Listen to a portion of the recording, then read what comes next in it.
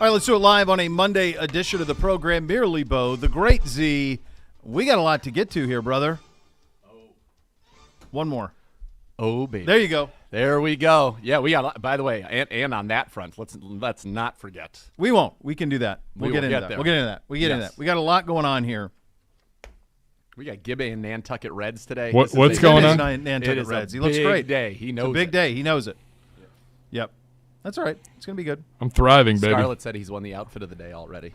He's already got it? Got the dub? Yeah, because of Has he those seen Nantucket swag? Reds. No, but I think that's Swag's in his own. He's can't be in any competition. They made a fantastic blueberry lemonade downstairs. Who did? Lavelle and his fantastic What's he doing? crew. He's doing a blueberry lemonade? It's a blueberry lemonade. I'm telling you, a couple shots of vodka. We're on a boat and we're living our best Holy lives. cow, we It's just started on 102, a Monday, Gibbe. It's Gibbe. 102 on Monday. That almost sounds Monday. like it's kind of like on the verge of like a transfusion. I'm pretty is what sure it over seems in like. Europe it's happy hour right now. I think that is. That's Get hard to Stevie argue one with. to get me a blueberry lemonade. Stevie! We'll need to get some blueberry lemonade. Blueberry lemonade at and some point. And by the way, I need to try that. Gibbe, did you go over to the grilled food area?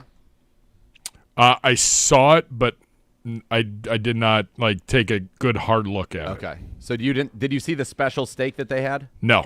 Okay. Maybe have Uno check in Yeah, on Uno, that. will when you he's take a down look there. at that? Give me the label, Uno, on the. I want the label on the steak. Special steak that's in the back. It's In a the back. ribeye. It's a ribeye of. Yeah, I'm pretty sure I it saw feels it. like it's impossible that it would be what you claimed, but who knows? It's all in play. Lavelle's a master. He's The word water is on there 100%. in some way. All right. Well, it just seems like I would have seen it somewhere on a menu before it showed up at a facility. Dude, we've had gator here. I've seen gator on a menu. Same. We've had swordfish, gator. I've seen that on a Swordfish menu. is- yeah. I've seen all that stuff on a menu. Not as I've rare. never seen what was claimed. So Yeah. we'll see. Yeah, We'll see if that's what it is. Maybe my eyes deceived me. Could be. Feels like this no, was. We got a lot going on in terms of the roster. So just so everybody understands, the final cut down will be tomorrow 4 at p.m. 4 p.m. And then from there will be an initial 53, then an actual 53. And so we, as well as the rest of the NFL, are getting to that initial 53, and it's kind of coming in bits and pieces here. Yes.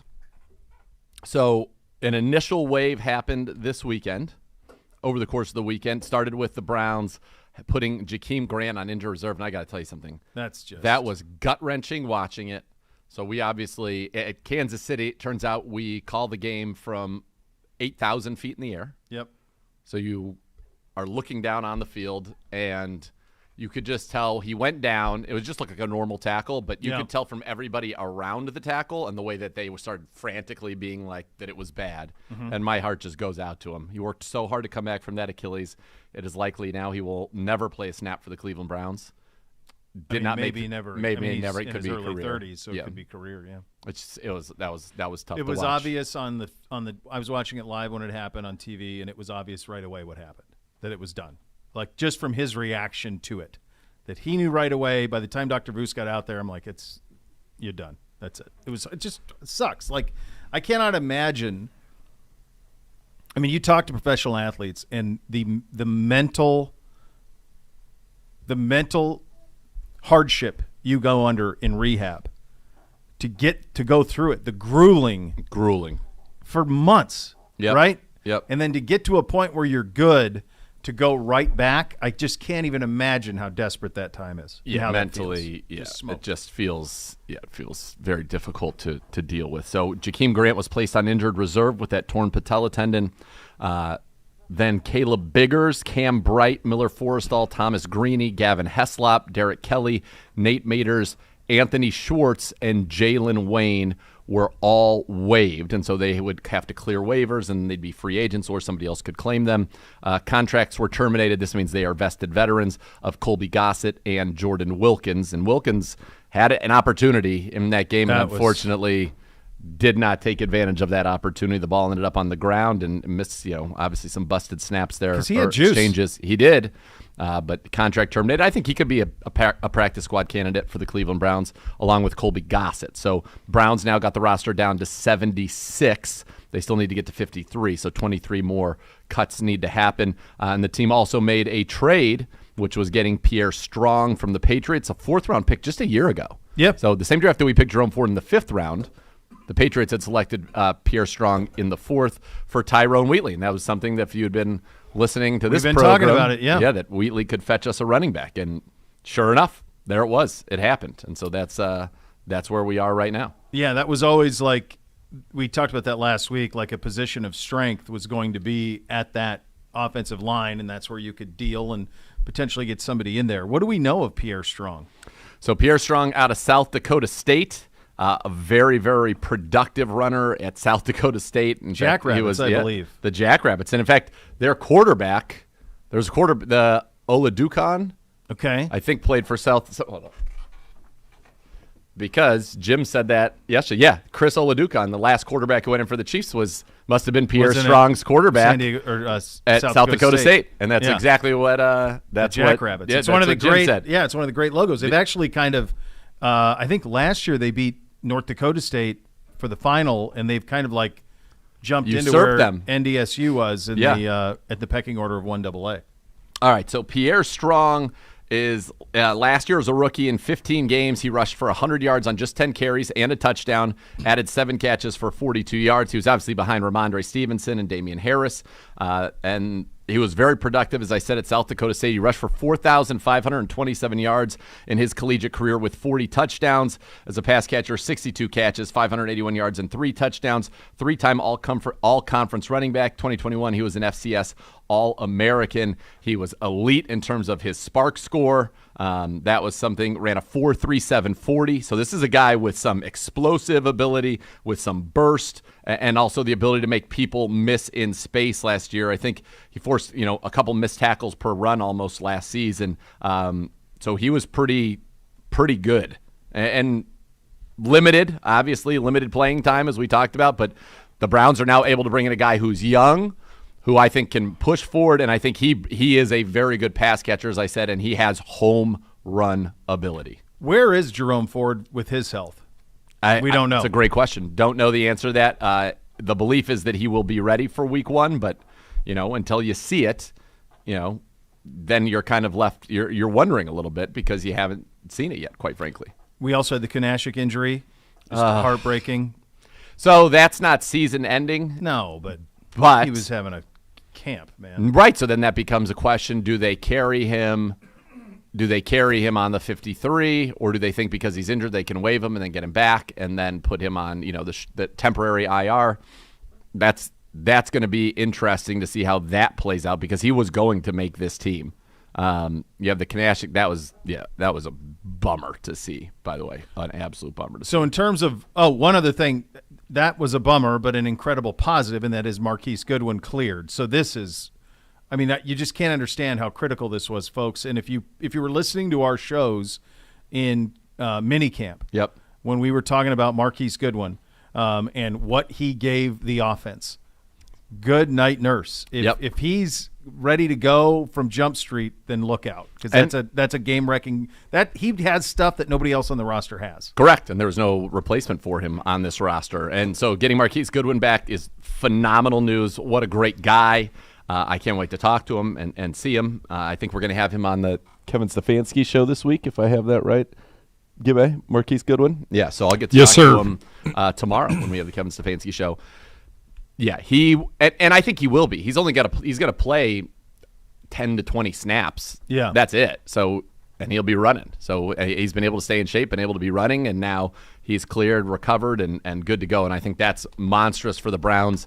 With him coming back and then no Jakeem Grant, I think it paves the way for David Bell to stay around another year as your 6th receiver. I think you would have had to carry 7 if you wanted to keep David Bell before because I think Jakeem Grant was going to be making this team. So a lot changed, actually, in a short period of time in Kansas City in really that first quarter. And then you got the good news of Goodwin there after that fact. And we have the report right now going around from Tom Pelissero that the Browns are releasing Michael Dunn. And many people thought Michael Dunn was going to make this team given that Drew Forbes is injured with that back injury and likely to be unavailable this year. Yeah. Or unavailable anytime soon, I should say. Not this year, unavailable anytime soon. So the Browns, according to these reports, are waiving Michael Dunn. So what does that mean? Because you've already cut Colby Gossett. you'll likely cut Wes Martin. So what does that mean? Well, to me, that means that you're maybe going to go with 9 offensive linemen, and that would be your starting 5, DeJuan Jones, James Hudson, Nick Harris, and Luke Whippler. So you could have no true guard here. My guess is they will try to get Dunn, Gossett, Forbes if he's eligible, or Wes Martin back to the practice squad, so they have guards there. And then the thought would be you probably could activate one of those guards on game day if you needed it. Or I think it's possible that they have the idea of if something happened to a guard to be able to move somebody, whether it's Posick to guard, Hudson to guard, Sure. Nick Harris, Whippler to guard, that you have flexibility to be able to do that. So that's kind of where that stands. And, you think about 9 offensive linemen, so does that mean that they could There's a man who knows right there. He does know. You want to come in here and let us know? You want to tell us? They could keep 5 defensive tackles. It also paves the way for 2 kickers on the 53-man roster. You want to do this now? I mean, we're going to do it at some point. If we're talking, I feel like we're kind of talking holistically. Gibbs wants a break. Holistically in roster. This could take us into a few places. So when we next segment we can devote a little more time when we break down the game. No 27-minute bomb. Why don't we just? Here's the. I don't know. It's game. I mean, we're not game week. What do we got here? We good? There's a lot of reads. There's a lot of sponsors. Oh, we're back. We are. We're back. We're back. All right. Okay. Let's just. We have a few minutes. Yes, absolutely. Let's just go. Now that we have what we have. Okay. Best guess on the breakdown position numerically. Okay. To the 53. All right. 2 quarterbacks. Yeah. 3 running backs, which would be Chubb, Ford, Pierre Strong. I think it's possible there could be a 4th that's maybe not here right now. You will have 6 wide. So no Felton. 6 wide receivers. I don't think so right now. Okay. 6 wide receivers. And that would be 3 tight ends. So that's with Amari, that'd be with David DPJ, Bell. Elijah Moore. Yep. Cedric Tillman, Marquise Goodwin, and David Bell. Real quick, as a quick aside, I was at Dick's Sporting Goods on Saturday picking up a coaching board for football, and they were selling Cedric Tillman 89s, and I felt like saying, No, don't do that. Don't buy those. He might be 10 right now. He could be 10 today. Yeah, he could be 10. It's probably how that's going to go. We talked about that like several times. We've said he's not staying in 89. Like that wasn't going to happen. No, I asked him that question directly on one of the interviews. We knew he did. Because I wanted it so that the people would know. Correct. Yeah. We knew there was no way he was staying at 89. Yeah. So don't buy those. All right. Tight end 3. Yep. Okay. And offensive line, it feels like 9 now. So that's 5, 11, 14. That leaves us right now at 23 on offense, which is low. Mm-hmm. All right. Defensively, I think 5 defensive Who's your ends. kick returner right now? Punt returner. Who's your kick return's returner? probably Jerome Ford, who did it last year and was Provided he gets quite good at it. healthy. And then DPJ was your punt returner. Yeah, he does a took good one to job. the house. Yeah. Or only 3 kick return touchdowns. Or it could be somebody that gets cut somewhere that comes from somewhere else. All right. I think 5 defensive ends for now. And then that'll free up a spot for you when you put Alex Wright on to IR if he needs to be. I don't know how quickly he'll be back. But so that would be Miles, Za'Darius, Obo, McGuire, Alex Wright. Yep. So right now I'm going to say 4 defensive ends, and that would be Or 5 defensive ends. 4 defensive tackles. Yeah. I'm sorry, 4 defensive tackles, which would be Dalvin, Shelby, Siaki Ika, Jordan Elliott, and I think they're going to want Maurice Hurst to be on the practice squad. But now he could be, if they keep 5, I think he would be the 5th. Yep. Linebackers, I think you're probably at 6. Awok, Sione Taki, both are cleared for week 1. JOK, Tony Fields, Matt Adams, Mahmoud Diabate, because I don't know what they'll do with Kunashik right now. So if Kunashik is kept on the how serious is what torn MCL, right? Is that what I don't know if it's reporting torn. is? There's something with the MCL. Okay. It's either So we just torn don't or know the sprained, details on but that. that's 6 weeks usually. Yeah. Yep. Which would put him out the first month of the season. So that to me is a candidate to be on IR.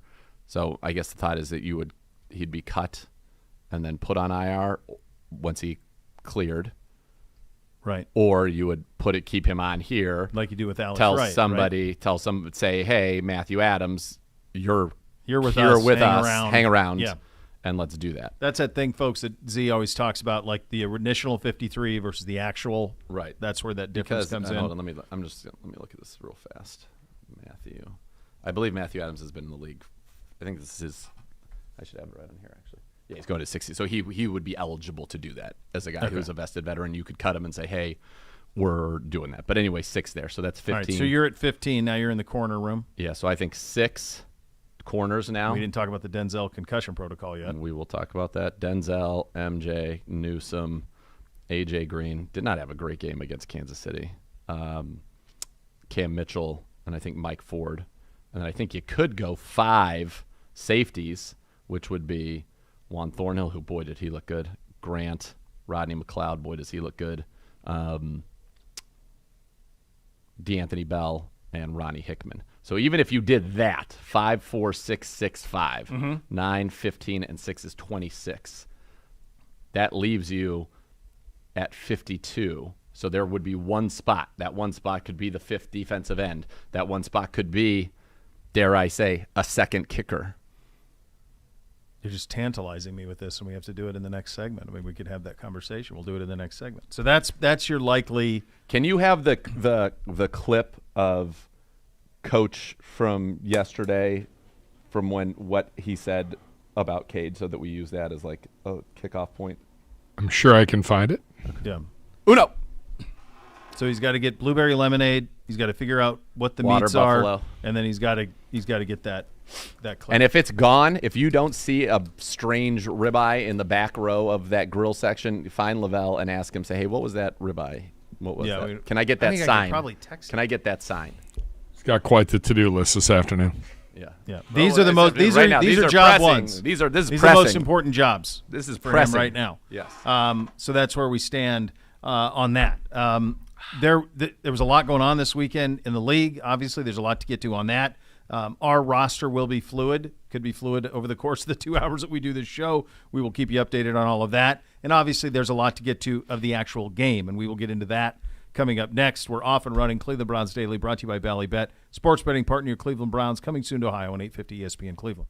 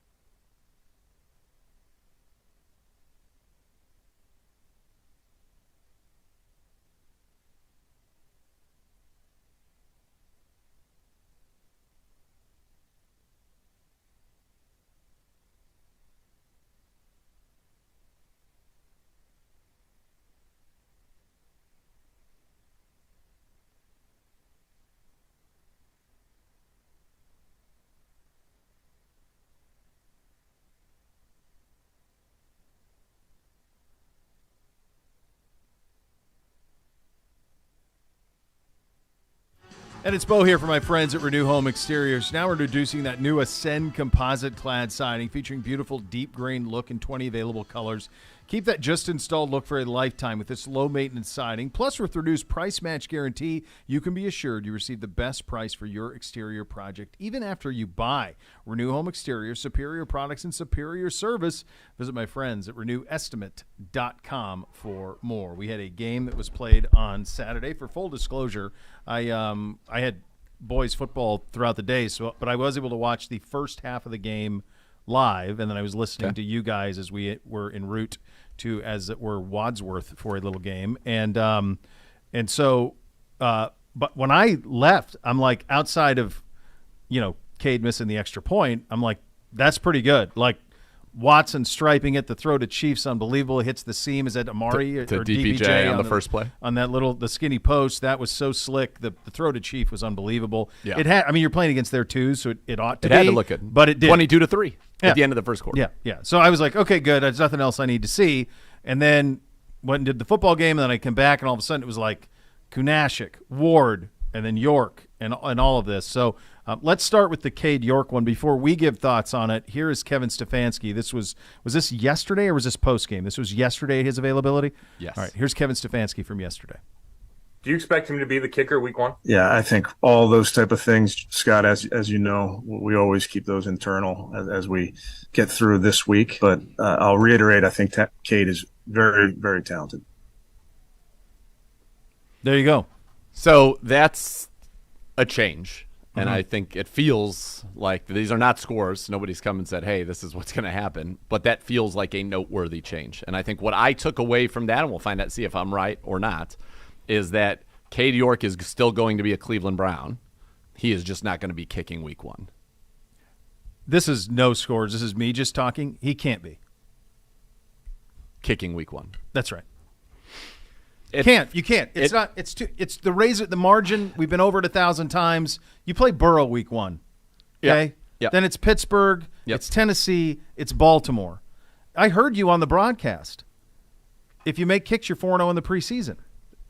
It's fact. This not is even not opinion. It's just the fact of it. Not even crazy kicks. No. Kicks from 40 to 49 yards. Dude, the extra point, the first extra point. I mean, the first extra point was a shank. Yeah. And then they got the penalty, but that had nothing to do with where the ball went. And unfortunately, the one that was blocked was going quite low and quite left. Yeah. So that was not going in either. No, I think that, and I think that answer tells you that, that's the first time there hasn't been a staunch, this Cade is our kicker, we believe in him. We'll keep that internal. As I said before, and that's why when we were talking earlier, it's possible to me that this is now a team that maybe has two kickers on the 53, because I don't think they're not going to cut him. Somebody will claim him. For sure. A team that's not that good. Houston. That says, right, we'll get you in a dome and you could be our kicker for the next 15 years. And Absolutely. We don't care. We're not trying to win the Super Bowl this year. No. Arizona, whatever it is. So I don't think they can cut him. And nor do they want to cut him.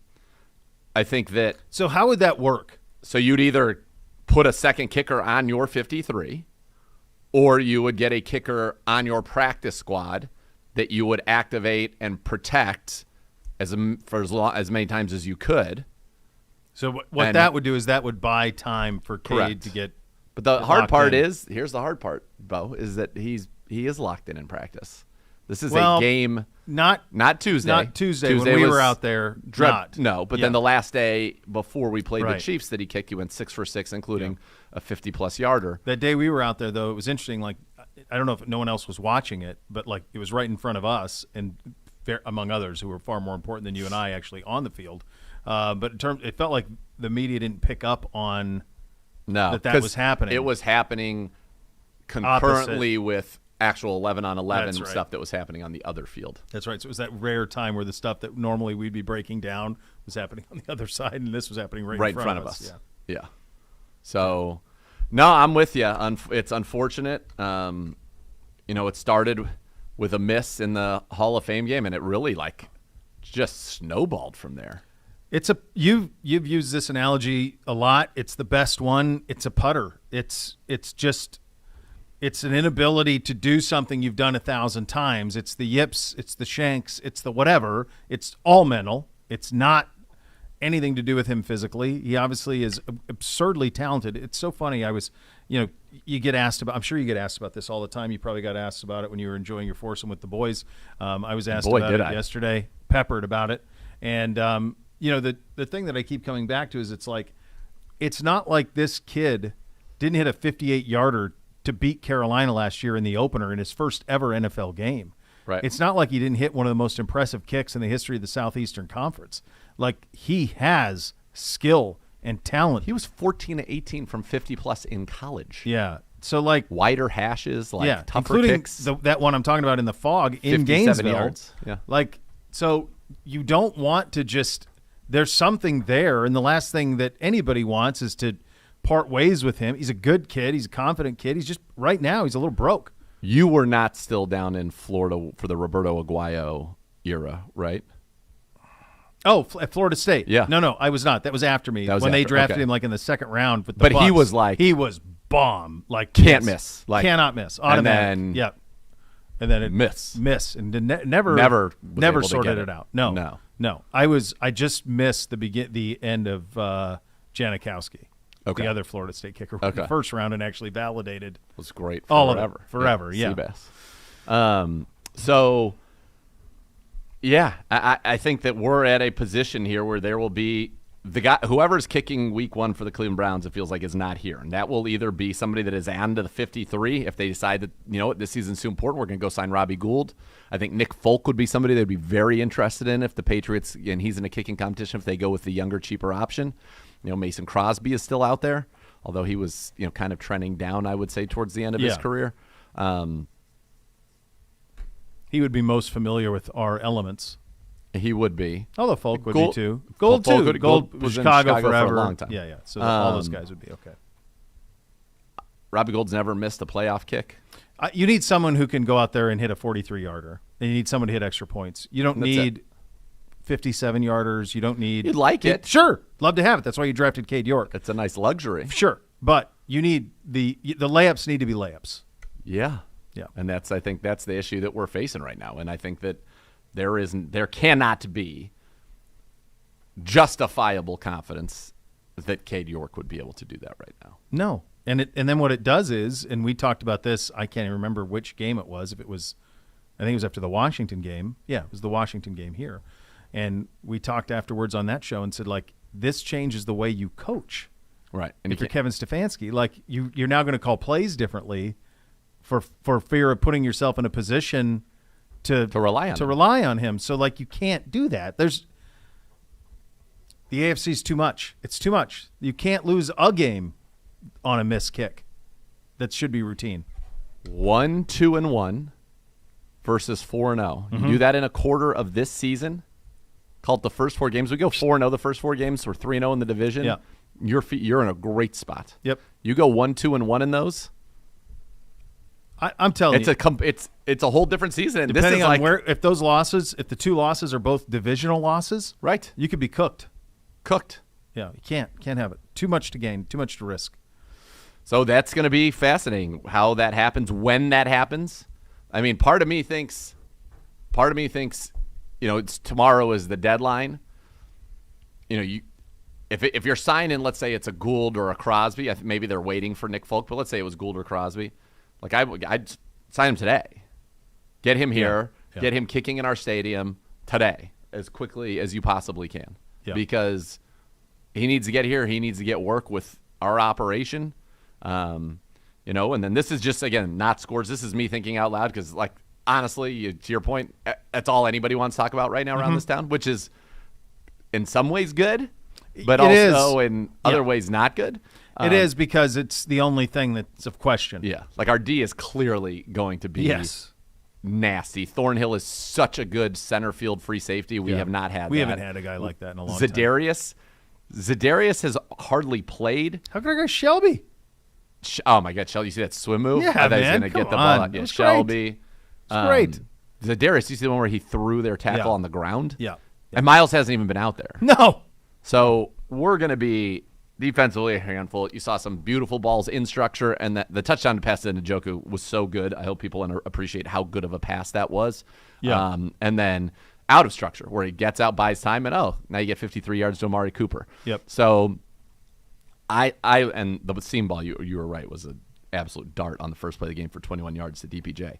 I like everything that's going on. The kicker thing. So again, these are not scores. This was me talking out loud. Is that maybe, you bring in this veteran, and perhaps, if you're in a good health spot, the game against Arizona, let's call it. Okay. You have him active, and if the game's going as we would expect that game to go, you let him kick in that game. Give him some game reps, and hopefully puts it through. Hopefully they look good, all of those things. Because you're going to find out, especially in that kind of a scenario, that's a real pressure-filled situation. You're going to here's a little kind of like in-season tryout. That's as important a kick as you're going to have in your career. So I don't know if they'll do that. I don't know if they just redshirt him a whole year and say, okay, we'll start over again next year. I don't know. Would they have to carry him? They're not. I don't think you cut him. If you cut him, he will be gone. So if there's no question. Him, but he would have to be. We'd have to have 2 kickers on the 53 for the whole year. So, or you would have a kicker on the practice squad that is activated to the roster that week. Then you would protect that kicker because you can protect a couple of people. But how many times? Not often. Not right. For long. Yeah. But you probably would end up having to carry 2 kickers. You'd have, 2 on the 53 if you're going to do the red shirt situation. Yeah. Yeah. Which is stunning, but what my only argument would be is you were going to be carrying 3 quarterbacks. Yeah. And now you're carrying 2. You'll have a third on the practice squad. Yeah.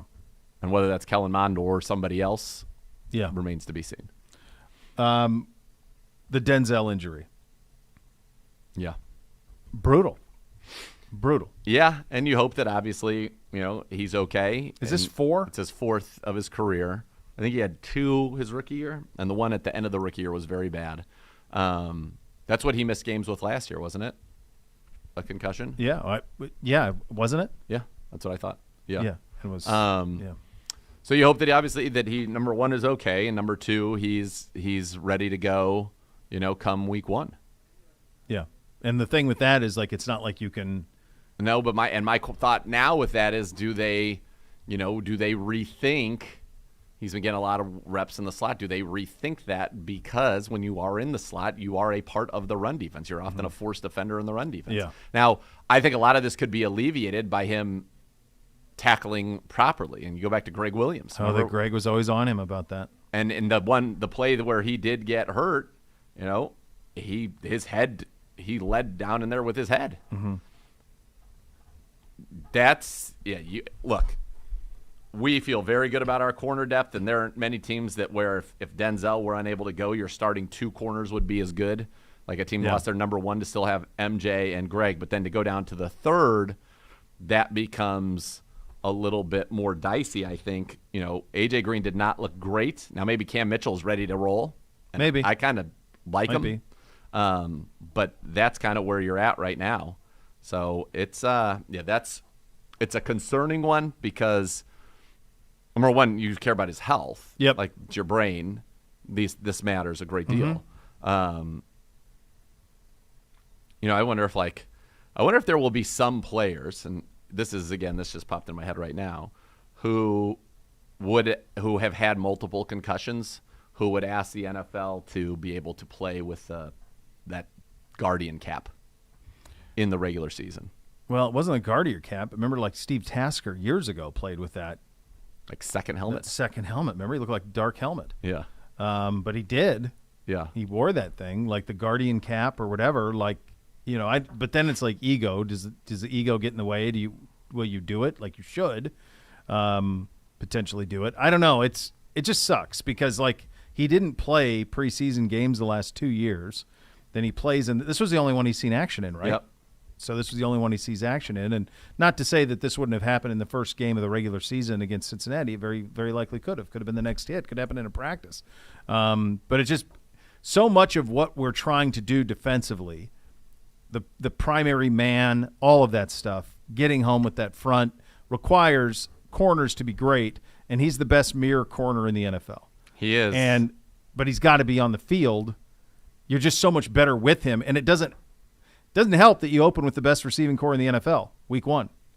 No, it most certainly does not. And I'm watching the play now. What it was the run. Pacheco bounced out to the right, and when he went to tackle him, he went in low, and I think he just kind of got hit by Pacheco and then Zadarius Smith the other. I think it was kind of a freak thing. I don't really think it had anything to do much with his. I don't know how he would have been able to avoid it because Zadarius, he went into the runner.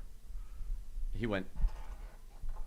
Oh, let me see if I can back that up. He went into the runner, and then also Zadarius hit him from Zadarius is chasing kind of right behind the runner.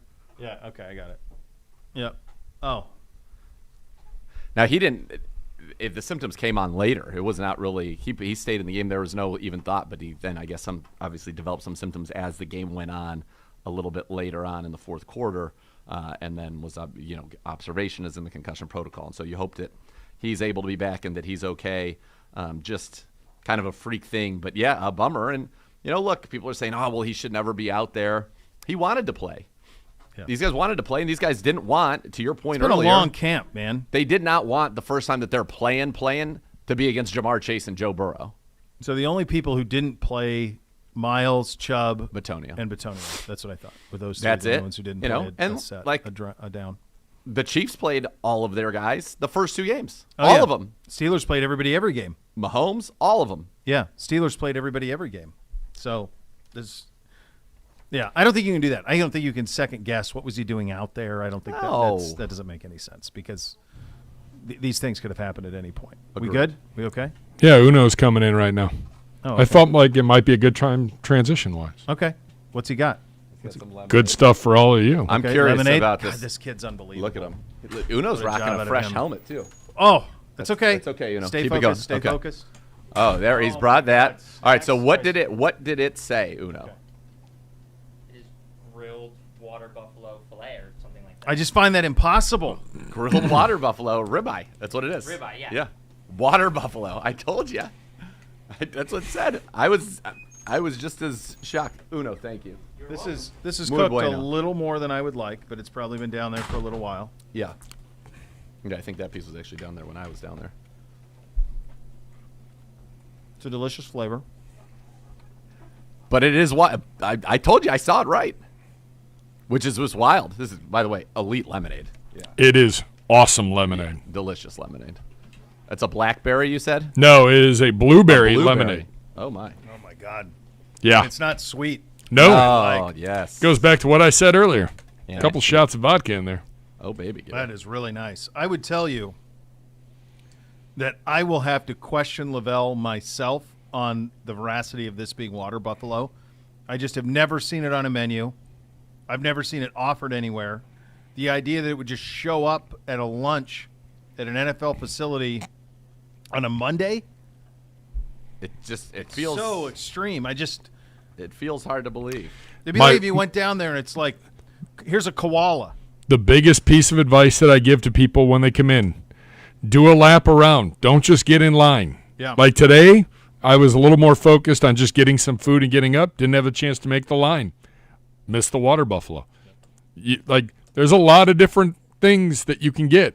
Don't just worry about the 4 or 5 main ones because sometimes there's little stuff under the radar, some good soups, as we all know. I love a soup. Love a soup. Yeah. I hope we bring back that split pea with the smoked hawks in it. That's a top 5 great soup of all time. Agreed. When the way that was cultivated with the split pea with the ham, that was an all-time. It was all time. Yeah. How about all right? That was a good job out of Uno. Uno. Very good job out of Uno on all 3 tasks. By the way, handled in short order, very short order. You need a recommendation, Uno. Right now, you're in recommendation heaven where we're concerned. All right, be sure to catch the Browns preview show tonight at 7. Ken Carman, Gerard Cherry on the University of Gospel's Cleveland Browns Radio Network. The voice of the Browns, Jim Donovan, and the Chief will join as well. We'll go around the league, and there's a lot to get to here. You listen to Cleveland Browns Daily on 850 ESPN Cleveland.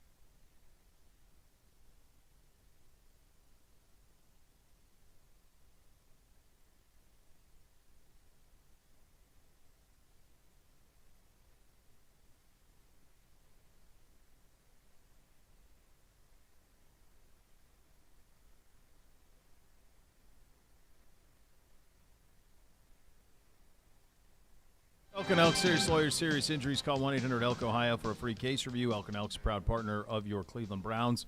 Uno just continuing getting work done. We're just commiserating here about the water buffalo and all of this. He comes in to inform us in the break of a report from Ian Rappaport that we have indeed acquired a kicker, Dustin Hopkins, being traded to the Browns, formerly of Washington, and more recently the Los Angeles Chargers. Z, if this report is indeed true, what exactly are we getting with Mr. Hopkins? Dustin Hopkins is a guy who has been the last 2 years a pretty darn good kicker. Last 2 years, his field goals, he is 39 of 44, just about 90% on field goals. Not much of a distance kicker. He was 2 for 5 from 50-plus in 2021. Didn't attempt a 50-yarder the year before. But the layups are layups. Over the last 2 seasons, inside of 40 yards, he has gone 22 for 22. From 40 to 49, in 2021, he was 13 of 14 from 40 to 49. Last year, 1 of 2, so he's been 14 for 16 the last 2 years from 40 to 49 as well. So the layups with Dustin Hopkins are, in fact, layups, 12 of 12 on extra points last year as well. So he's a guy that's been – He missed games last year? Yeah, he started as their kicker. There. The Browns have traded a 2025 7th-round pick to the Chargers for kicker Dustin Hopkins, according to Adam Schefter's sources. So that was a good kicking battle. Cameron Dicker was very good last year. And so Hopkins is the one they were able to get. My guess is Nick Folk's probably going to win the job there in New England. And then they did not want to pay, my guess is, what Robbie Gould. So supposedly Robbie Gould was asking for a lot of money. So now there you go. You got the guy in Dustin Hopkins, and he will be your week 1 kicker, obviously. And then the question now becomes, what do they do with Cade? Is it as simple as he's on the practice squad, or you try to get him the practice squad, or he stays on the 53? Because like I said, I think he is going to be. I think he would be claimed. So Hopkins has had a bunch of good years. His rookie season 2015 with Washington, 89%. 81% in 16, 82.4 in 17, 90% in 2018, 83.3 in 2019, 79% in 2020, and then in 2021 he ends up going to the Chargers. Yeah, his last 2 years are his best. 88.2 and 90. Yeah, other than he's had 4 years where he's been 88% or better, and he's had 4 years where he has been would be in the low 80s. Worst season was 2020 at 79.4%. But other than that, I mean, he's been around 90% for his career. I like that he played in Washington, so he would have played in some elements. Yeah, 85 those Philly games, New York games, he would have played in some elements. 85% for his career. He was 90% with the Chargers, which is obviously at home anyway in a dome. So now here he comes. But you're right. Been in Washington, been in the NFC East, so he has kicked in a lot of those type of situations.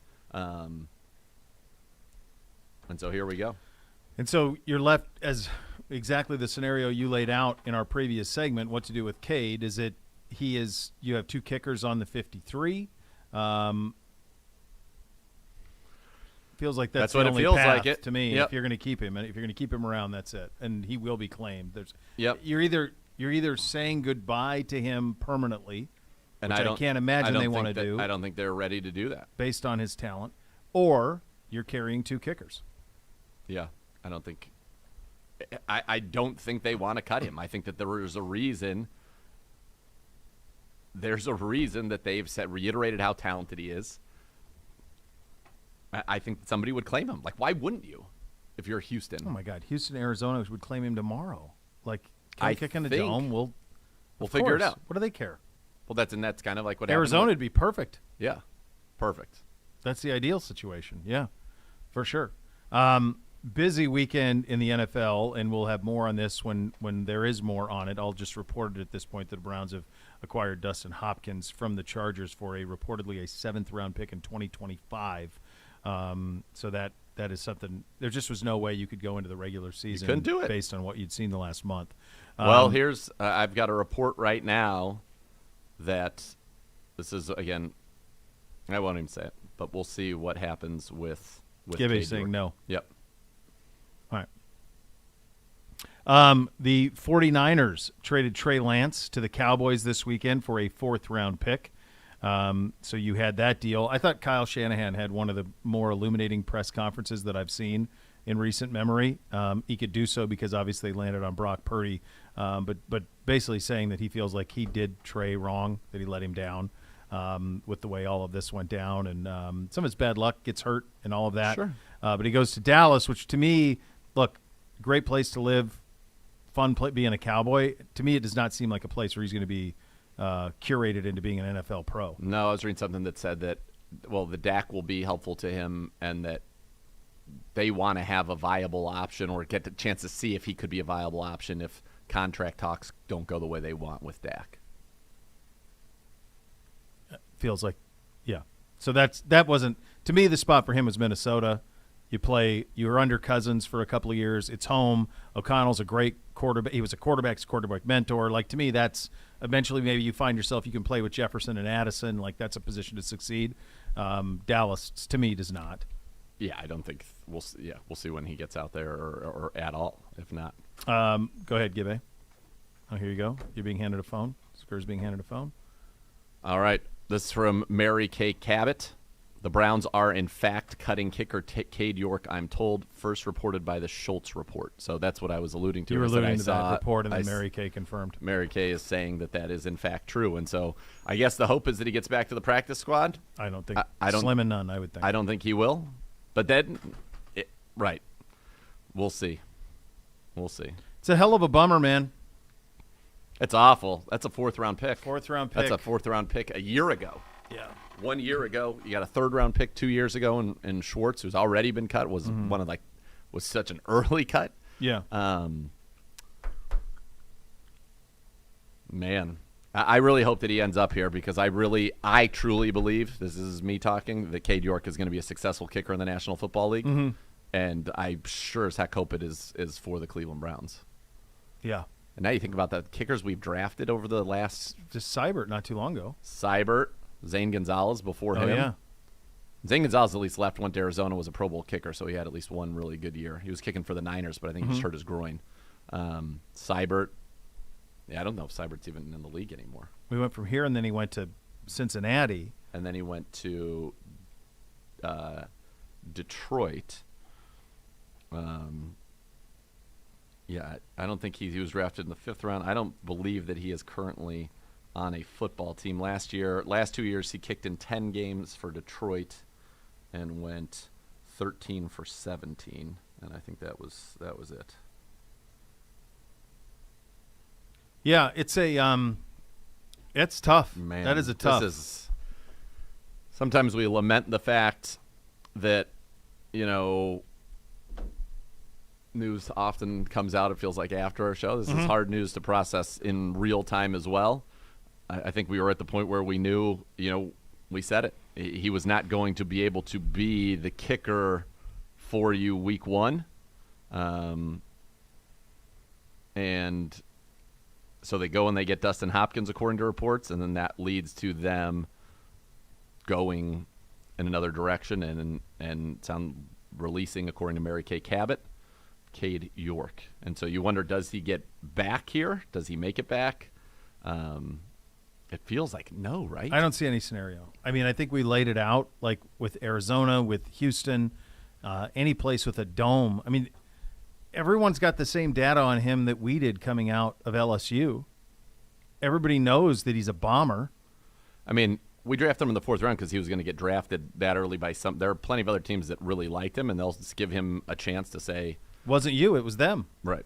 That's how that'll go. Come into our system, we'll put you in a dome, and we'll sort it out. So that's going to be an interesting one to watch. That's going to be an interesting thing to watch. So what does that tell you then about, I mean, it seems like our 53, we were off one. So now we're going to we have a free spot. So going back to our initial discussion, that means maybe Maurice Hurst is able to you keep him, and you go 23, 27, which that's what that would be on defense, would be 27 which feels like players. A lot. Yeah. I wonder. Where else could it come from over there, though? Because Dunn has already been released per reports. A 4th running back is where it could come from. Is that Felton? I think that would be somebody a veteran. coming in. I think now you have 2 young guys. I think that maybe be a veteran. Be a 4th back coming in. Yeah. But that all seems a little redundant, too, to have that many backs. unless one of them's Well, it's not going to be on the line. A returner. It's not going to be on the line. It's not going to be on the line. It's No. not going to be in the wide receiver room. I don't think Austin Watkins is making the team. Yeah. So that's where it would have to be, unless they, maybe Jalen Darden gets kept because he's been a return there's man. one. He's been a return guy, but at this point, you haven't seen him in the preseason. It doesn't feel like you'd have any problem. He's just a getting name him to that the kind of practice makes squad. sense. Yeah. It's pretty remarkable that life comes at you fast. I mean, gosh, man, York hitting that 58-yarder to beat Carolina. It's not even a year ago. Not even a year. It's not even a year ago. I mean, No. think about and in that game for Baker. Now Baker's been from Carolina. In that game, he had Cade York hit the game winner going against Baker Mayfield, the starting quarterback of the Carolina Panthers. Cade York is, according to the reports, not going to be a Cleveland Brown anymore. At least he'll have the opportunity to get claimed and play somewhere else. Or Baker Mayfield is not only in Carolina, he's not on the next team. He was on the Rams. He's now on the Buccaneers. I mean, it's just. Who, by the way, played the Ravens in the preseason finale and was hugging and dapping it up with Odell. They looked great. It was great. And then he had a very nice showing. He looked very good. Threw a nice touchdown pass to Chris Godwin.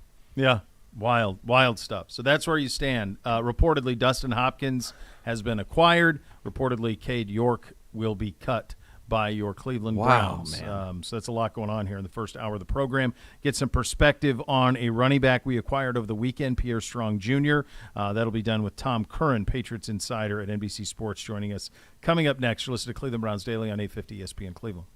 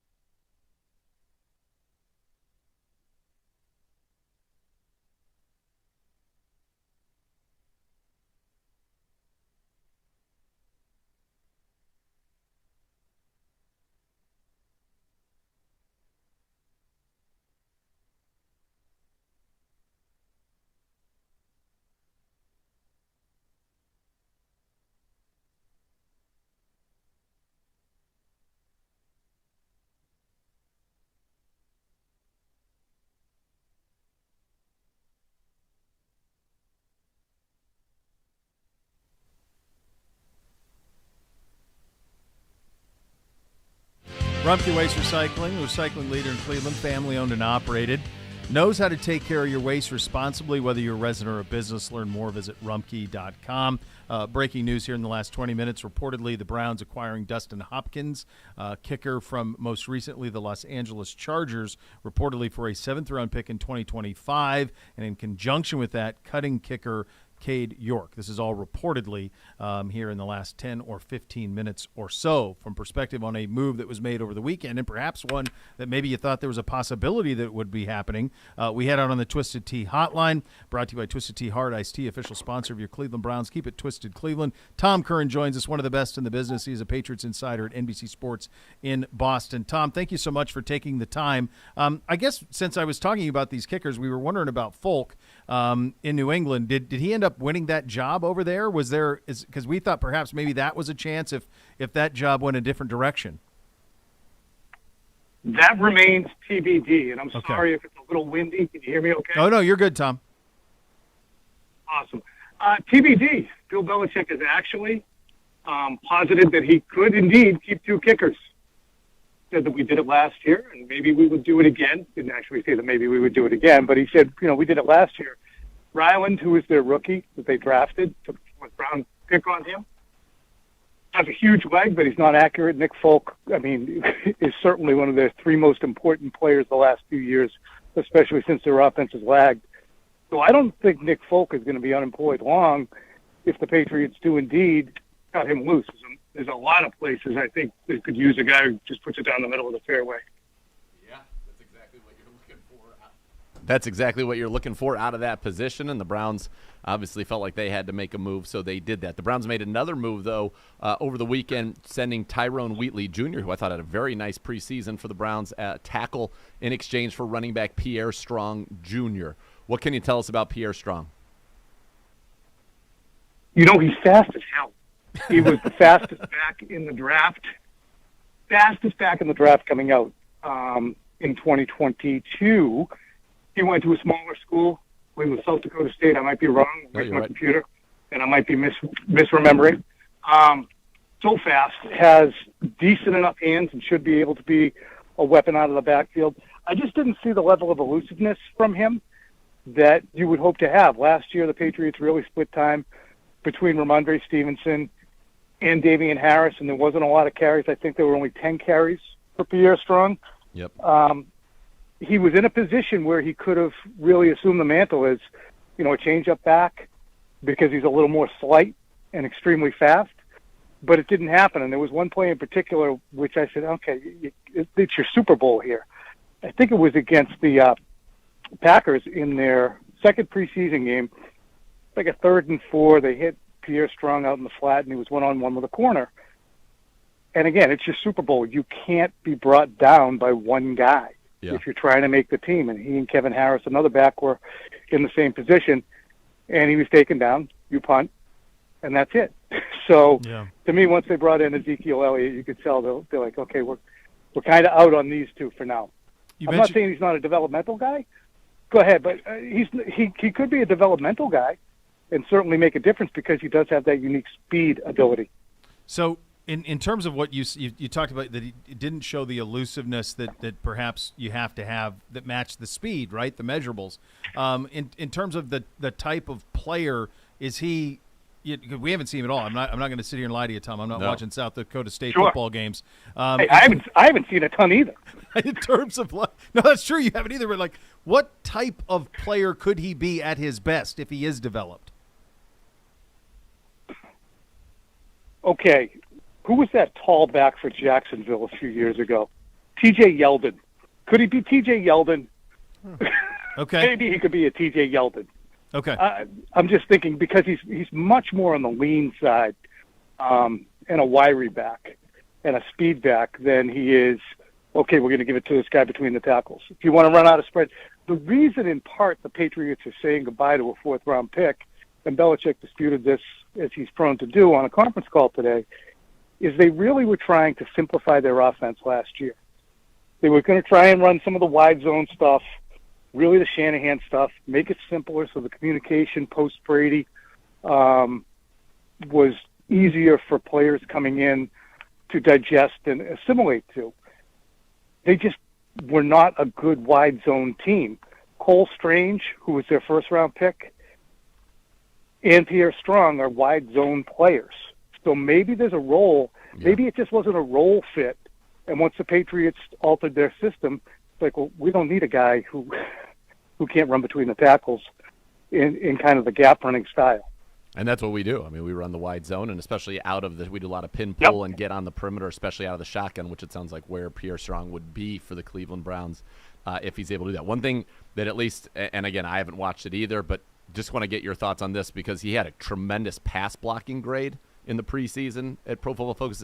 I know that's something the Browns care about a great deal. If you're going to be on the field, you got to be able to pass protect. Was that something that you noticed, or is that just kind of those numbers? Or I'll be honest, I didn't specifically notice it. I didn't say, wow, he's a crusher.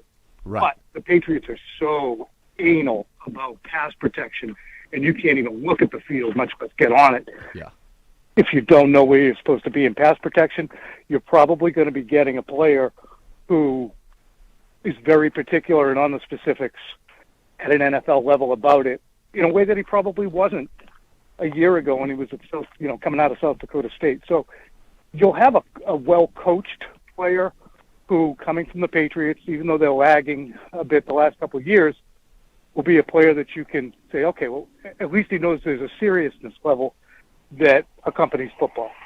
Absolutely. Talking with Tom Curran, covers the New England Patriots. Tom, I wanted to ask you before we get to and probably get you out of here on a question about the Patriots and their prospects for 2023. I don't know if you've heard Julian Edelman on the Kelsey Brothers podcast. I thought it was one of the best interviews I've ever heard, and he does a great Belichick impression and tells a couple of great stories. And I was just curious has Bill even talked about that at all? Have you heard anything kind of up there about the reaction to that? Was it today? Edelman was great. No, it was within last week. Last week, yeah. Yeah. Within the last 2 weeks. It's worth a listen. It's that you'll love it. I actually wrote a book with Julian, so I'm well acquainted with his impersonation ability. Oh, yes. He is a funny guy. I'm looking forward to seeing him on Fox. Bill right now he would just give us we have more important things to worry about right now than who can really impersonate me the best. I mean, I'm sure you guys all enjoy that, but I would leave that to you. Everybody, see, I can't do the voice as well as I can do the walk. The walk, you got I it. have a That's good Belichick walk. Yeah. Tom, this AFC, I mean, we're in a loaded division here too. It's just absolute meat grinder. That AFC East got even tougher this offseason with Rodgers coming into the Jets. How does New England, which for 20 years all they did was win everything, how do they combat that East this year? It's hard to envision. I mean, I talked about the Patriots in the offseason as perhaps being a 10 or 11 win team based upon the fact that they won 8 games with literally offensive coaches who took away from their ability to run a successful line. So you bring in someone like Bill O'Brien, who I do think is very good, and you give him the ability to start and reboot Mac Jones to the guy he was in 2021, and you should add 2 or 3 wins. But again, you mentioned the quality of competition. Browns fans all saw the Patriots, croak Cleveland last year because Jacoby Brissett threw an early game pick and they never recovered. That was one of the few bright spots of the season. So the Patriots are counting on defense, but the only teams that they beat last year and shut down were Zach Wilson, Jacoby Brissett, Sam Ehlinger, Zach Wilson again. Against the better competition, they've struggled. They're going to see a lot of good competition this year. But I'm curious to see how these other teams actually flesh out. I think the hype surrounding those other 3 teams is more based on, hey, they got these guys, they should do this. And I'll be interested to see how quickly, Aaron Rodgers really assimilates and the rest of the offense does, around him. And I think that Buffalo is kind of going through that period where they're through their first iteration of being a very good team. And you start to have to reboot who you are and maintain that identity and the edge that's necessary. And I don't think I saw that from them at the end of last year. Tom, you're the best, man. Thank you so much for the time on short notice. Really appreciate it. No trouble. Enjoy. Is Tyrone Wheatley's kid be good? Yeah. You'll like him. Yeah. Yep. He is? Yeah, he's a good player. Good He'll be player. helpful? Yeah, the Browns just have so Good much deal. depth at tackle that he'll be helpful. It's a disaster here. Then he will be running very around trying helpful. to And he'll be grab very every- helpful. Yeah. Every tackle that's not nailed down is coming in. Yeah. So thank you. Yeah, he's a good one. Got good coaching from Callahan, so he'll be in good shape over there. Oh, good deal. Thank you, man. All right, that's Tom Curran, Patriots Insider, NBC Sports in Boston, joining on the Twisted Tea hotline. Brought to you by Twisted Tea, official sponsor of your Cleveland Browns. Keep it twisted, Cleveland. Lots still to unpack. This kicking situation happening in real time. We will react and reflect more on that coming up to celebrate the 18th Cleveland Brown being inducted into the Hall of Fame. Tide Cleaners has an incredible offer. Enjoy $8 off any order of 18 or more. Just mention Browns at drop-off. Tide Cleaners is your one-stop shop for all dry cleaning and laundry service needs. Visit TideCleaners.com to find the location nearest you. Some exclusions may apply. See store for details on that. Much more on the roster shakeup. You listen to Cleveland Browns Daily on 850 ESPN Cleveland. Experience.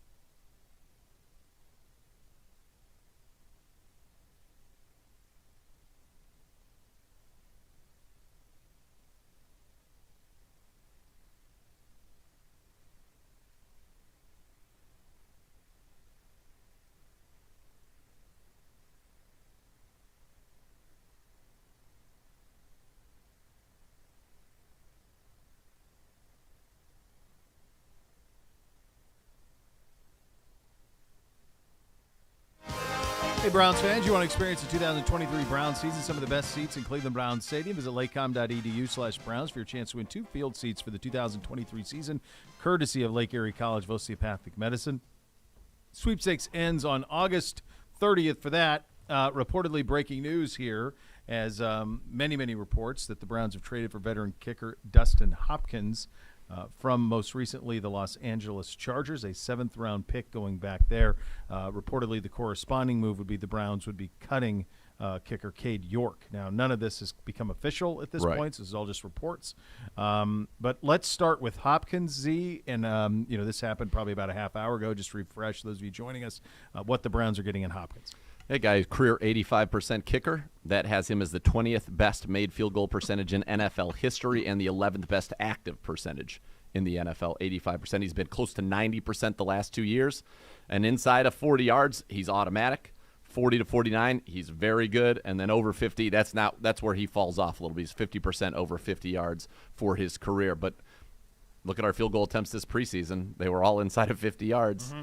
And we were not successful. So he has been brought in here to turn that around. The layups should be layups, and there we go. So, again, feel very badly for Cade York, and I wonder kind of how it got here because they certainly did not want to cut him. So my guess is something changed, obviously, from his performance and then perhaps maybe even from the kid himself, and we'll see. Again, it's been announced now, but it doesn't necessarily have to be, executed upon until 4 o'clock tomorrow. So there could be a potential that maybe somebody wants to trade for him. They're putting that out there. We see that all the time in the NFL. Oh, yeah. So interesting step there.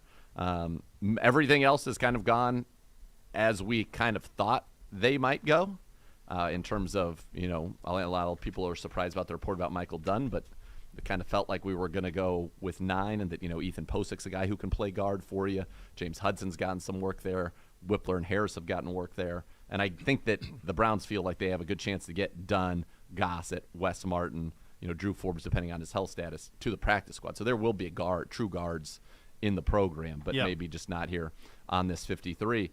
The kicker one, though, it is a surprise. And, again, you feel for Cade York. And it's amazing to think where we were just about a year ago in Carolina when he hits the 58-yarder and he's the hero of Cleveland. And you think we've solved our kicker problem. This guy's going to be our kicker for decades. And now that is not obviously the case. And so Dustin Hopkins comes in, again, reliable veteran, 11th best active field goal percentage in the NFL, 85% kicker, and 90% the last 2 years. It's amazing how quickly it's escalated even from the Hall of Fame game. Like, it's just with Cade, like it just couldn't get on track this preseason. He just couldn't get locked in. And in a way, it was trending worse and worse, it felt like, with every week. You and I were at that practice, and then you could just feel it. You could feel it. The tension. Yeah, you could. Unease, the lack of confidence, and manufactured confidence. When you saw it, you could tell it wasn't genuine. No, and frustration. The first time Mostly. that Tuesday, we saw kind of that real level of frustration, and I think that was a very concerning day, and there were a lot of important people watching that day, and then to go out in the game and have that first extra point, which was missed, the field goal that was blocked. I think that was it. There's a lot at stake this season. I think everybody knows it. Saying, man, there's a no lot margin. And you can't have it. And I don't think if you're Kevin Stefanski, Andrew Barry, you don't want. I don't think they're certainly not on the hot seat, but you don't want your security to be linked right now to a guy that you don't have confidence in putting the ball through the uprights. I think even even beyond their security or all of that, and to your point, obviously none of that is going on here, but just from the standpoint of this is a roster that is ready-made. Yes. You can't have a position, let alone one that is as critical as that one is to determining wins and losses. It can't be a position that you give second thought to. It has to be a position to where you're coaching in a way thinking that the automatic kicks, as we've said, the layups are layups. Yep. Anything in the 40s has got to go in. Yep. It has to. Has to. And if it's not, if there's any trepidation, then with this roster, you just couldn't afford to go in any other direction. You couldn't. That's why we said what we said. But we talked about this in the first hour before we knew any of this was happening today. There was no way that he could kick in the opener, not based on what you've seen for a month. You just knew they weren't going to do that. Yep. There's too much risk. You can't open Cincinnati, Pittsburgh, Tennessee, Baltimore. Of those 4, I would bet you 3 out of 4 of those feel like they're one-score games, and Tennessee feels like all 4 could be. I think all of those are going to come down to every single point. Tennessee is still going to be playing. They're going to be tough to beat early in the season. Yeah. And the other 3 are gangbusters. So, like, you can't – those games are going to be to the last 2 minutes in every single game. You know it. Yeah. You can't risk it. No, you can't risk it. And it could be as simple as the extra point after the first touchdown on the opening drive. It could be as simple as, the first drive stalls out and you need a 40-yarder to get on the board and get 3 points. It doesn't have to just be late game field goals. All of the kicks are important. I think every point is going to be important over this season, but especially those first 5 games, 4 before the bye week and then the one after against the 49ers. I mean, that's just the way that it is. So I like they went and got a veteran guy. I guess, you heard from Tom Curran that it's possible that the Patriots will keep both kickers like they did a year ago and keep Nick Folk there. So I know the Browns must have done their due diligence, and they felt like this made the most sense. And people would say, well, why would he was going to get cut? Why would they do this way? They're guaranteed they get him. Like, yeah, you can't monkey around with this stuff. No, like they said we identified him. This is somebody we want, and we went and we got him. So it was Folk. We talked about Robbie Gould, who's, as you've said many times, wants a lot of money. Wants to be really compensated well. Who else did we mention? Was there one other name that was out there that we had talked about? Mason Crosby. That was it, Mason Crosby. It was mostly Folk, and Folk was the one that would make the sense if Belichick was going to go with one, and then the other one that would make some sense would have been Gould, but who knows what his interest is and certainly what his dollar figure is that would be attached to that. So Dustin Hopkins will come in here. He will be your next kicker. Cade York is reportedly being cut. Again, none of this official from us at this point. This is all just what is being reported. And there's a lot going on right now in the league. We had talked earlier in the show as we kind of go around some of the big headlines around the league. Over the weekend, the 49ers sent Trey Lance to the Cowboys for a 4th-round pick there. We had talked about that briefly. To me, it makes no sense for either the 49ers or for Lance or the Cowboys to do that. It will go down as one of the great what-ifs in the history of football. Oh, yeah. I mean, it goes down as one of the biggest busts in terms of he gets the a draft pass capital, because Purdy but hits. the decision for the No 49ers. question. There's no question. And if Purdy doesn't hit the Kyle, then they might be at a job. And honestly. Lynch would be in trouble. And Purdy's Mr. Irrelevant, so it's just dumb luck. Yes, that you land on Purdy.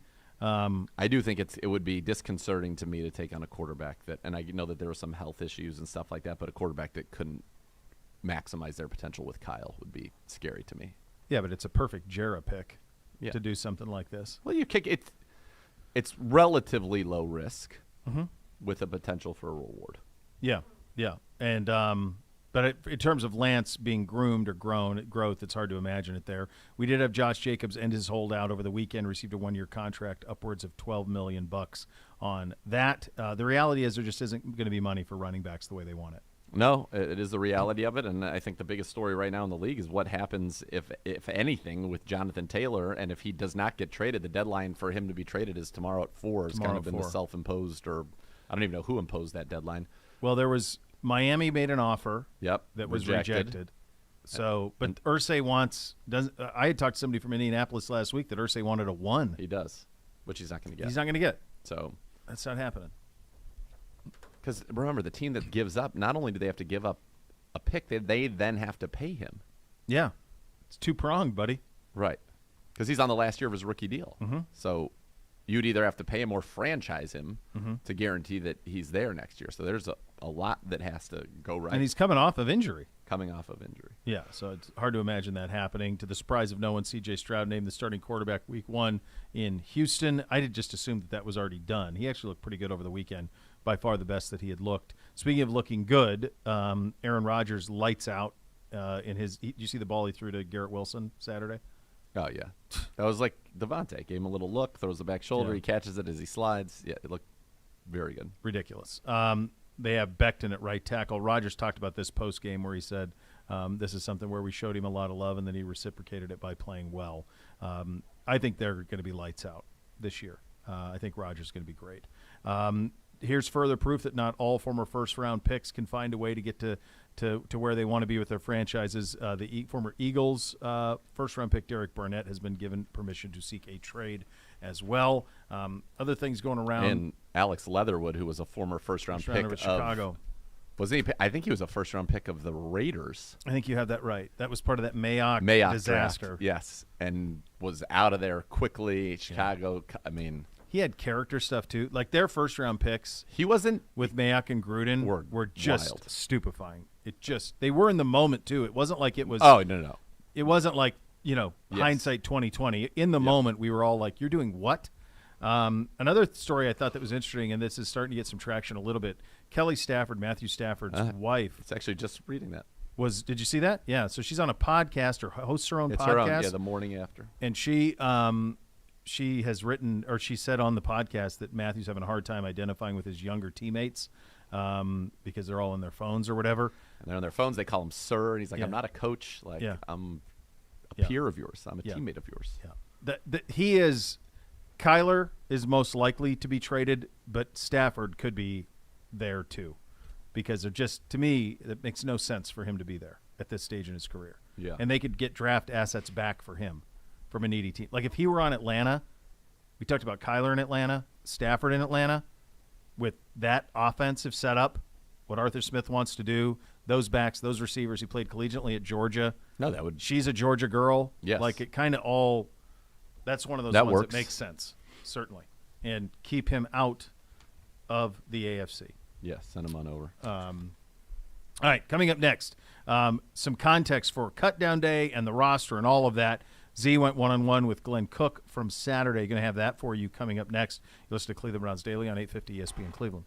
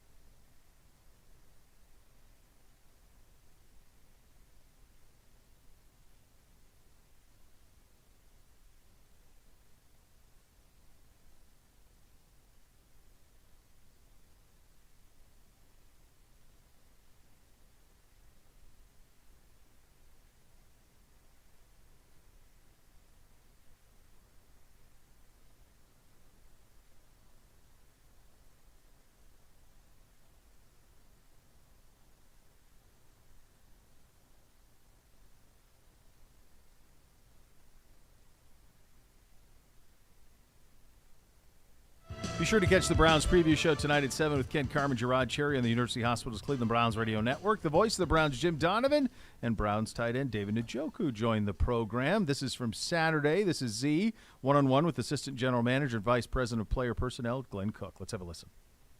Very happy now to be You're done. Assistant General Manager Glenn Cook. What have you thought of this training camp that began at the Greenbrier in West Virginia and has now taken us to Kansas City? I feel like we're on the Beyonce tour of our own. You know, you've kind of gone West Virginia, Canton, back to here, Philly. So, no, it's been good. I think Kevin talked about it, I think earlier, just the amount of good work we got in. You know, it's always good to go compete against a team like Philly. So just, you know, from start to finish, I think the focus, the preparation, I think all our guys, they have their minds locked in on week one and obviously the early part of the season. So it's been good. It's been good. If you had to use a word or two, a few, even if you'd like, to describe kind of what this training camp was for the 2023 Cleveland Browns, what would it be? Good question. Honestly, I would just lean into focus. You know, I think we set the tone by going to Greenbrier and sort of eliminating, I would say, distractions or just the extracurricular, and it was all football. And I think our guys, you never know how that can go, right? Like you can go off and sort of lose focus and look at it like one of those trips you don't want to be a part of. But I think our guys embraced it and really formed hopefully what the identity of this team is, which is just work, right? And I think we put on, 8 really good days at Greenbrier, and that's kind of carried us throughout. So, you know, you come back, obviously we get a chance to be in front of the fans and continue to show them the work we're putting in. But I just think it's been all about focus and work. I would say those two words really embody what we're trying to do this year. Right, the toughest part of your job. I think fun is like bringing in 90 guys. The toughest part is paring it down to 53, and that'll have to happen by Tuesday at 4 p.m. Then obviously some guys will come back on the practice squad. Is this the most talented 90 we've ever had? Yeah, I think we always try to come into the season with as much talent as we can have. And like specific to this year, yes. You know, like we feel like at every spot we brought in a lot of competition. Hopefully it's like flourished and shown throughout the games and throughout practice. And look, you know, talking to someone about not being a part of the organization, you know, after the fourth game is always tough, you know. So that's just, you know, I don't look forward to that part of it, but we do look forward to trying to build the best, you know, composite 53 guys we can have and 16 practice squad players, hopefully. So we'll see. In years past, and you can correct me if I'm wrong, there was a lot more roster movement over the course of training camp and the preseason. And this year, really only moves have happened in response to injury. It's not that you felt like you had to go out looking. Number one, is that accurate? Number two, well, then why is that the case? Yes, right? Like I think, you know, as you evolve and build, you know, over the course of seasons, you hope that you do get to a point where you have stability across a certain piece of your roster where you're not always having a churn. As we say sometimes, but look, it's ever going. Like it's every part of the year, every part of the season, every part of camp. We're constantly trying to take a step back, like I say often, and make sure we look at it from a 30,000-foot view and make sure the roster is as strong as it can be, right? Like there's only so many things you can do, but I think hopefully the fans and everyone in Cleveland knows that we try to get as creative as possible to put a really, really competitive team on the field. And to do that year after year. And speaking of being creative, recently a lot of contracts restructured, freeing up a lot of cap space. Why is that a mechanism that you guys like to utilize? Look, I think, you know, not to get specific, but I think we'll just do any and everything to try to put ourselves in position on and off the field to, you know, to compete, right? And so I think, you know, like it's one of those things that we identified and we'll probably do, you know, from time to time. And I know Andrew and Coop, you know, in football admin have control of that. But I think, again, we're always trying to position ourselves. It's all about just giving ourselves the right optionality across the season to do what we need to do. Last year, DeAnthony Bell was the first undrafted free agent to make the 53 under Andrew Berry and Kevin Stefanski. This year, Mahmoud Diabate is a guy who's shown quite a bit. Ronnie Hickman, the safety with 3 interceptions already from Ohio State, has shown quite a bit. At what point does it stop mattering where somebody was drafted or not drafted when you're putting together the best 53? I think at the point that the draft is over, right? Like at that point, you know, you have to come in and earn your spot on the roster, right? And so, you know, we try to take that viewpoint as much as we can. And those guys have done a good job. A lot of the guys we signed this offseason have done a good job. And hopefully, you know, we've identified players who, given the number of draft picks available, didn't get an opportunity to be drafted, but have the skills and capability to play in the NFL. So we'll see. They've done a nice job, and they got a chance to show it. When a guy like Austin Watkins, and we'll find out if there's room or not for him, but when a guy goes out there and you've given him an opportunity and they make the absolute most of it, whether it has the happy fairy tale ending or not here with the Cleveland Browns, hopefully if not here, somewhere else for him, is that one of the things that's cool in your profession? Somebody said, let's give him the shot, and then he comes out and he does what he has done in the preseason and given him a chance to earn a living doing what he loves to do.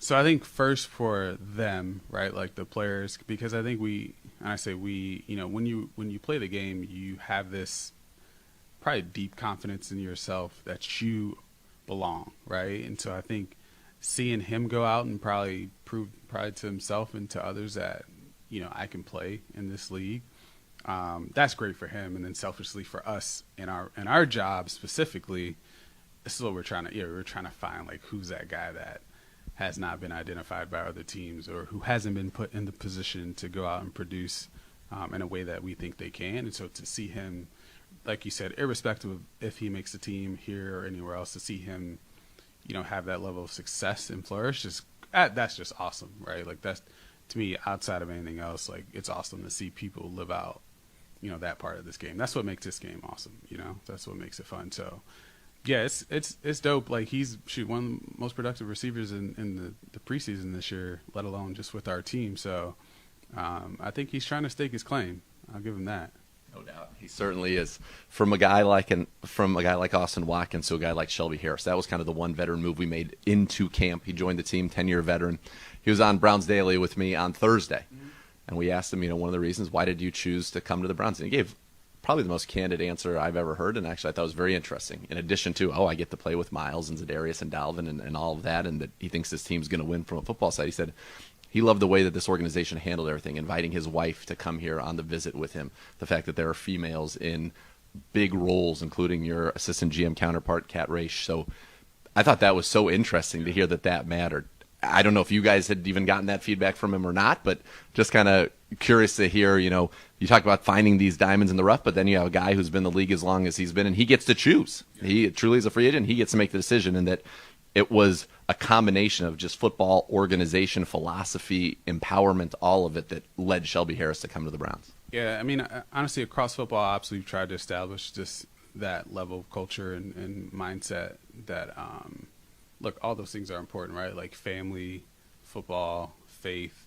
We try to lean into it as much as we can as an organization. So I had not heard that, at least. So to hear that, you see, some nuggets of success when it comes to things like that. And that's what we're trying to do. We're trying to establish a culture here of that, right? Like, where everyone feels embraced and that they know they'll be able to come here and be their best selves, and that will support them, support their families, and support the things that they want to accomplish as an individual, and then hopefully like as a football team, right? Because it still is about winning, and I think he hopefully sees that, like, that's what we're mostly about, just trying to win as many games as we can for the fans of Cleveland, compete in this really, really tough division, and honestly just the NFL as we know it. So that's cool to hear. I had not heard that. How excited are you for September 10th? It's fun, man. Like, I mean, I've talked about this for the last couple of weeks. Like, look, it's tough, right? Like, we have, Cincy, and not to get too far ahead, but, Cincy, the Steelers, Tennessee, Baltimore, we get our full division in the first 3 to 4 weeks. Look, we'll see where we are, right? Like, you get to play the best of the best. It's a really tough division for a reason. So I wouldn't want to see it any other way. Like, we want to go out and compete, but we know we have to focus, get prepared, finish out the preseason first and foremost, and then, like, lock in. Like, it's going to be, hopefully the stadium's rocking on that Sunday, so we'll see.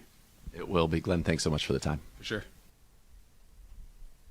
That dude's a rocket ship, man. That guy. He'll be a GM. Very impressive. He'll be a GM. Short. Got a couple interviews this cycle. He'll probably be a GM next year. I think both he and Catherine Raish will be GMs in this league. Yep, feels like it. We do have some news. We've released some things officially now. Yeah, so the Browns have made it official that they have required Dustin Hopkins for the 2025 7th-round pick. They have placed on the reserve non-football illness Drew Forbes. Okay. and they've terminated the contract of Wes Martin. So you can put it in stone now because the 4 guards on this roster were Drew Forbes. He's on the reserve list. Michael Dunn reportedly was released. Wes Martin contract terminated. Colby Gossett contract terminated. So there will be 9 unless a guard on the initial 53 at offensive line, and then perhaps a guard will come somewhere else. But my guess is they think they'll be able to get 1 or 2 of these guys back to the practice squad. And this is, so the thing here in terms of what is probably a little different than where we thought we would be, even coming out of minicamp, is the idea that Whippler was someone that would just outperformed what he was as a prospect, and so that forces this hand, and then Nick Harris has come back and has been great, awesome, right? Yep. So you essentially, my guess is if you were to ask Bill Callahan, he would tell you he has 3 starting centers in the league, is probably what he has. Whippler will turn into that. Harris already is that, and obviously Posick is that. So he's got 3 starting centers. They're not going to risk one of those guys for that because the high end on those guys is very, very high. There. Yes. So we talked about it. It just becomes interesting that you could be at a situation where you're at 23 on offense, 27 on defense right now, or maybe it is a 4th running back that they're looking for. Maybe it's a specialist, a 7th receiver that they're looking for as well. To maybe, Darden, as we talked about, as a name, has some speed, could be a kick returner, but I feel like you're kind of here with the 23, and then maybe this is a way to not let Maurice Hurst be exposed. Because for people to understand practice squad, here's how it works. If you're not on the initial 53, you're cut. If you're on your rookie contract or have not become a vested veteran in the league, you then go through the waivers process. That means that you can be claimed by any other team, and when they claim you, that means they're putting you on their 53. And you've got to be on their 53, I think, for like 3 weeks, something like that, at a minimum. If nobody claims you, and you are still not a vested veteran, then you become a free agent, and you can sign with whatever team you want, and most likely it means you're going to be signing with the team's practice squad, because if a team wanted to sign you to their 53, you would have been claimed. If you're someone who has their contract terminated, so that's a Wes Martin, we saw that language with Colby Gossett, we saw that language with Jordan Wilkins, that means you're just a free agent. Once your contract's terminated, you're a free agent. You don't go through the waiver process. So any of those guys are eligible to sign with another team if another team wants them now, or they are eligible to sign with a practice squad following the 53-person cut downs. So that's where that's how that all works. So, for example, in cutting Cade York, because he's on his rookie contract, if any of the 31 other teams want to claim him to their 53, they can.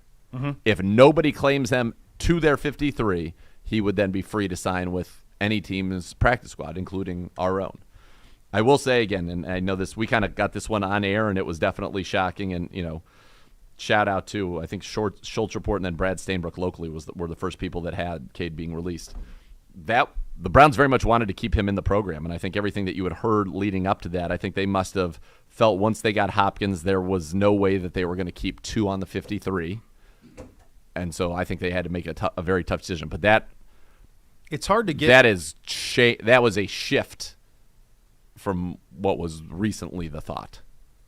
For sure. Yes. The other thing that is interesting is as we were going through the numbers on the potential of the 53, it's hard. You almost have to force more than 23 on offense. Well, you could have kept Michael Dunn. No, but that's already. What I mean is, like, we knew that stuff reportedly had happened. Sure. By the time we were doing this, right? And when you try to, like, Austin Watkins is kind of the only other guy, but that's just not it. He never ran with the ones. He never. No. So like that's not. There's really nowhere to go. It's on the other side. Once these guards started to be reportedly released, there wasn't anywhere else offensively on the roster where you would add an extra player other than kicker, which led us to our talk earlier, but that's obviously long past. So then you end up back at D tackle. Yeah. So my guess is that this is going to put Maurice Hurst onto the 50. He was really good in the preseason. Well, he was great at Michigan, man. He was good early with the Raiders. He had 7.5 sacks his first 2 seasons. So that frees up an ability there. So really kind of the spots are you don't know what's happening with Kunashik.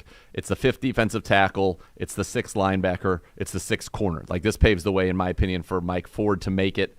Ronnie Hickman, I think, would make it, but they could also risk that and then have, all of it. So 4th running back, though, I still wonder, like Pierre Strong, he feels like another developmental guy. My guess is he's somebody the Browns had on their board higher than Jerome Ford because he went in the 4th round. They were clearly familiar with him. Yeah. They trade for him this year. Remember, Ford was a 5th-round pick a year ago. But you still don't have any proven behind Nick Chubb. Like, I still think that there is some value in having somebody who has been at least rushed in the league. And now maybe Jordan Wilkins comes back on the practice squad because that was just kind of a strange game that unfolded for him. He was still somehow Pro Football Focus's top-graded Brown in that game. Sometimes there's sometimes the numbers deceive. Yes, and that would have been one of those. Two fumbles would have been one of those, certainly. All right, so much more to come. You listen to Cleveland Browns Daily on 850 ESPN Cleveland.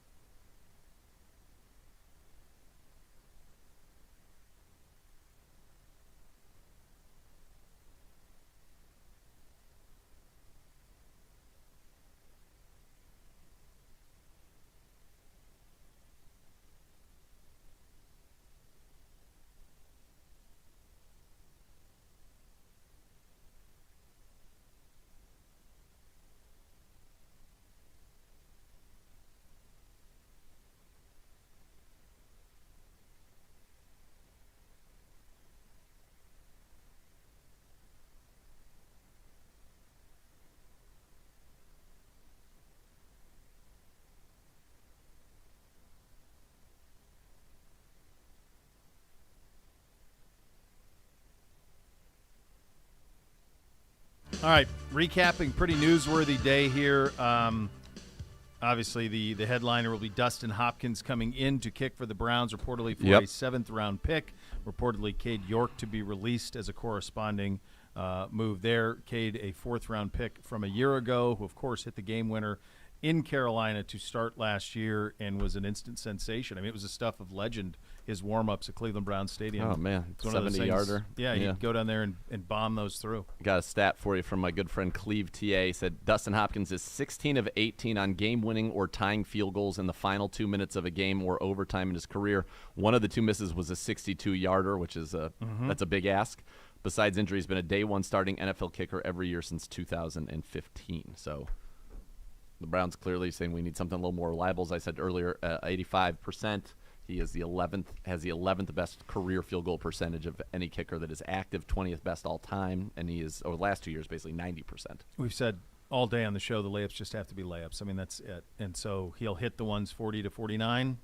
That allows you to coach the game And that you want to coach it. He will not miss inside 1 minute. 40. 1 minute. He is No. not missed. 22 of 22 the last So 2 years. that is the requirement of all of this. Our guy Josh Dobbs going to be starting, it looks like, in Arizona, as you have Colt McCoy being released and Kyler Murray with an injury designation. My hunch would be that Murray doesn't play at all this year and is traded at some point.